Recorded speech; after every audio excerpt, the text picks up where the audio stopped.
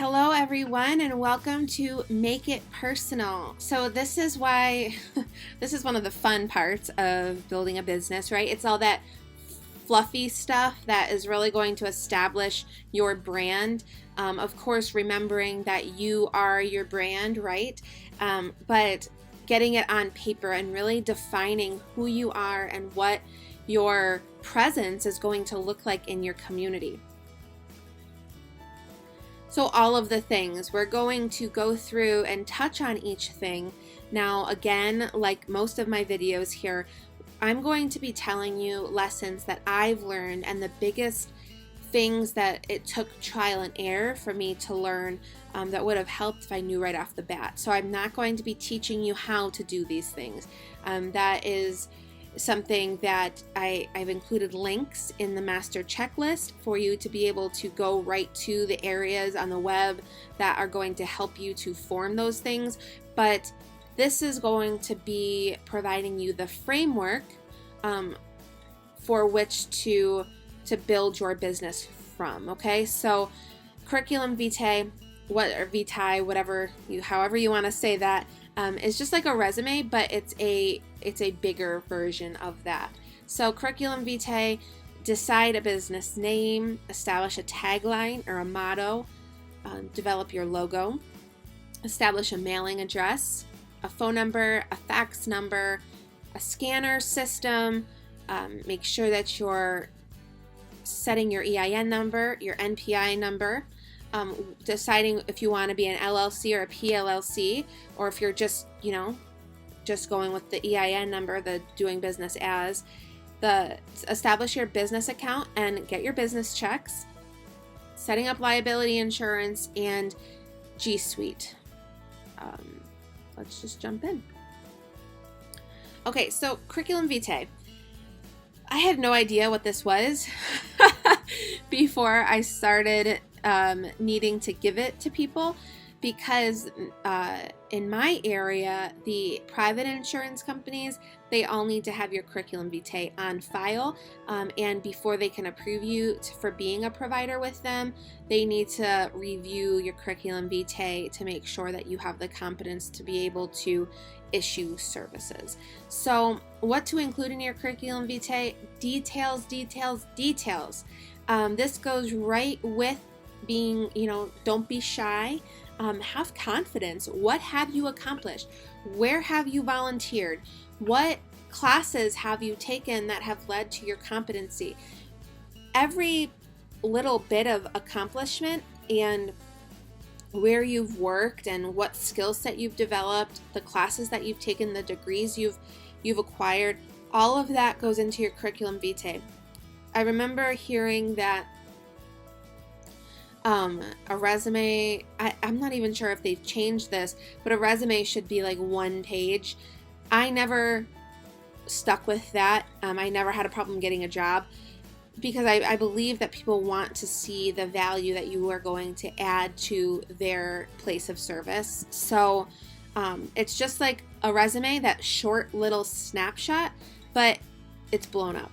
And like I said, private insurance companies are going to request this. At least that was my experience. Establishing a name. So immediately I think, a name, what's in a name? So everything is in your name. It is not just, oh, I want this is a cute name. No, it's how your business, how your practice, how your vision will be defined. This is the point of entry for your services or your product. How do you want to be known in your community? You want to make sure that you're picking a specific name that's going to bring to mind the services that you are going to be offering or the people with whom you're going to be working, because if you have a name that's very enigmatic and it's very like bizarre and it doesn't mean anything, or it doesn't really point to any service or product or person or whatever, you're gonna lose people. I learned this I learned this the hard way when I named my business Aging with Purpose. Aging with Purpose is, although you can tell it's about aging and, you know, it might be working with older adults, nobody had any idea what really that meant. So what does Aging with Purpose, what is it like? What is it? Care management, social work is what I got most of the time. And now we do offer that, right? But it was hard because I had to educate everybody while I was speaking in order to make it like a name that people knew. So, of course, it's gotten better over the last 4 years, but it's taken a lot. And I committed to the name. I made it an LLC. I love Aging with Purpose, so I'm glad I stuck with it.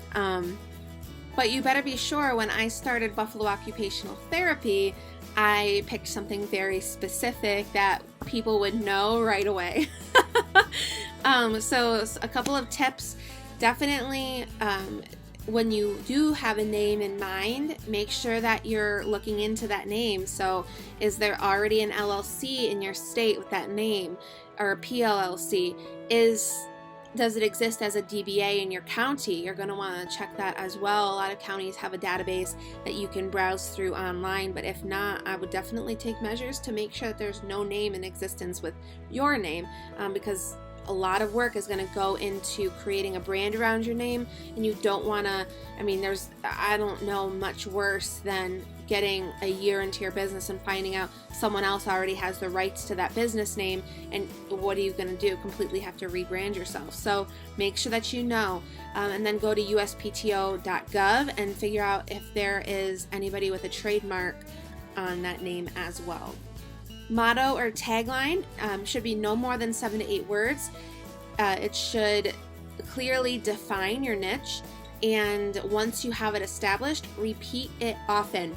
Have it be able to roll off of your tongue. That little phrase, that little tagline that typically goes below your logo, make sure that it's really defining your business in a nutshell, right? That small little, elevator blurb, if you will, that's very important for your business. Developing a logo, like I said, don't be an enigma. Make sure that your logo somehow relates to the name of your business, or else it's going to create a lot of confusion to the end user. So just make sure that all of it is working together very well and is very symbiotic. Think about branding. So what's your logo going to look like in all different forms?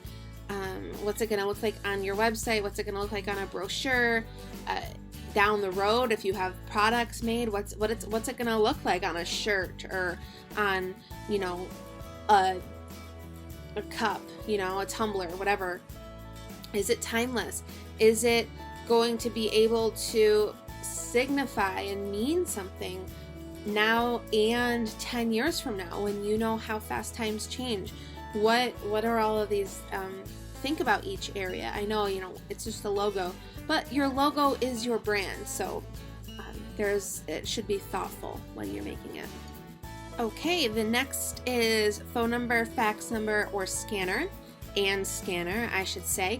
You're going to need all 3 of these as soon as you get started, because people are going to call you and you need to call people. How do you want that showing up on their inbox, and where do you want them calling you? The fax number, right? You're going to need to fax in all of your documents as you seek to become credentialed, and fax, orders and evals and all of that. So you have to have a good fax server. And then finally, setting up a scanner system, whether that's an external scanner that's hooked to your printer or whatever. You want to make sure that you have all of that accessible. Some tips for you: try not to use your own phone number. I know a lot of people do that.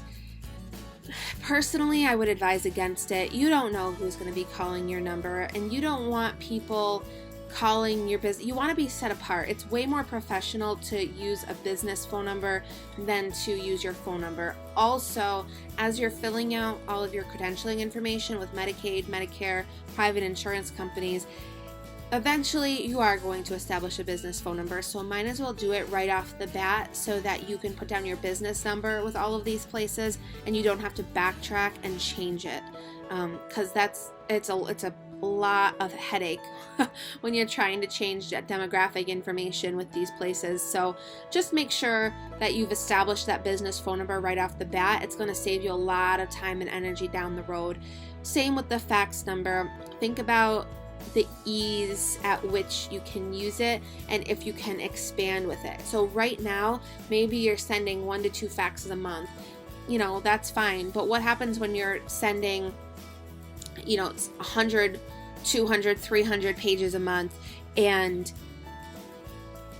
you have a kind of a very simple system set up that can't help you, meet that demand?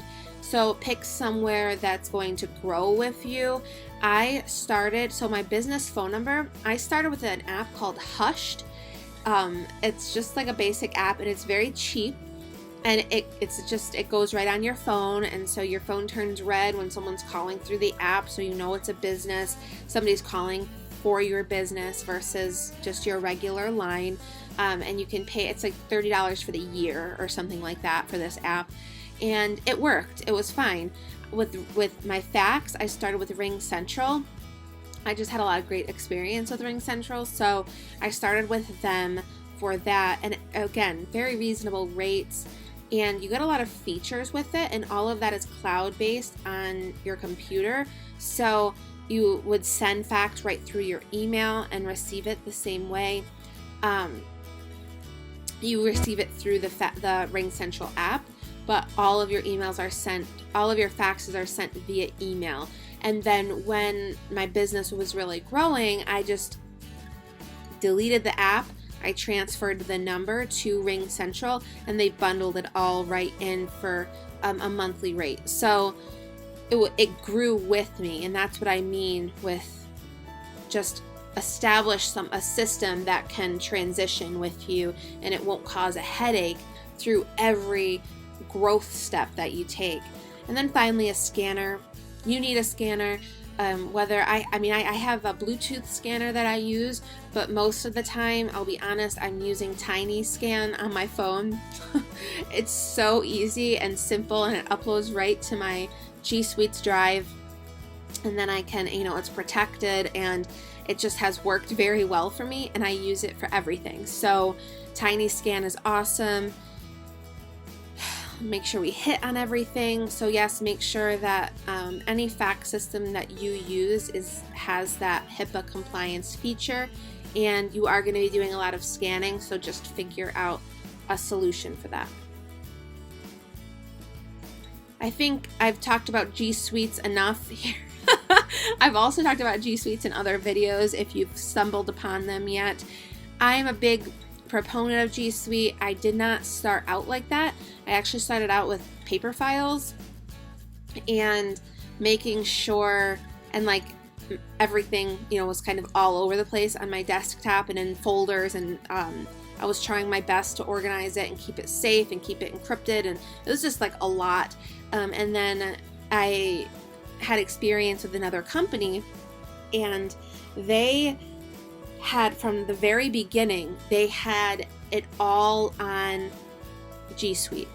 They are a black, what is it called? A black belt, Six Sigma. And it's all about making sure you're streamlining everything and you're doing it right the first time, and it's very organized and everything is right the first time. And they mastered this, and so I was able to learn from them how to completely organize my organization and business on and through GSuite apps. Everything is linked up, and it's just the ease at which I can function now is 100% better than when I started using the essential apps, organizing my files, making sure everything was in one place, and not to mention, obviously, the email can be protected and encrypted through Gmail.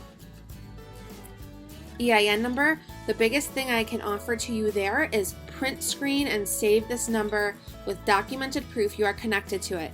You can call and get a letter from the IRS that you are connected with your EIN number, but aside from that, there's nowhere to find that. So don't lose it. You're gonna have a lot of problems if you lose proof that your EIN number is attached to you, or you just lose your EIN number and can't reference it anymore. You need to have that number saved somewhere. So just make sure when you do produce that number and you go through the link that I gave you in that checklist, that you mark it down and you print out the confirmation page. That's going to be crucial for you. Establishing your LLC or PLLC. PLLC is professional LLC, and it can only go to like professionals, doctors, chiros, therapy, lawyers. So whether you're a PLLC or an LLC, this is important to consider your structure. It takes time, so it takes up to 6 weeks or more to submit for it and then get it back from the state. This is a state establishment. Once you are established, make sure that you ask or request a copy of certified articles of organization for your records. To have proof of that LLC, you are going to need to copy that and give it to people. So make sure that you're asking for a certified copy of your articles of organization. In fact, when I opened my business bank account, I needed those. So before you even do that, you need to establish yourself as your LLC. NPI number, make sure that you're getting one for you and your business. It's fairly simple and very quick to get an NPI number. I would say almost instant. And then write it down. Make sure that you can access it, because you're going to be writing it everywhere. And then finally, your business account and checks. Like I said, you need your EIN number, proof of your EIN number, proof of your LLC, and that you are established as its owner, and then the structure involved there. Payers will want a voided business check with your business name and the bank's address on it. So make sure that once you have that established, that you are ordering those checks. Most business checking accounts require a deposit, so making sure that you have that liquid cash to be able to give to them. And then finally, keep your bank account separate. Some startups will just try to do it with their bank account. Don't mix it. It's going to be way easier to keep track of it for the end of the year for tax purposes and just protection for both your account and your business account. If you're an LLC, you guys are separate but equal, right? Just make sure that you're creating that bank account. It's just worth it. It's a little extra work, but for the long run, set yourself up for the win and just make the account. Okay, so that sums up making it personal. Obviously, you can go into things a lot more in these videos, but for the sake of keeping it general, I hope I was able to provide you a good framework for setting up your business and making it personal to your brand.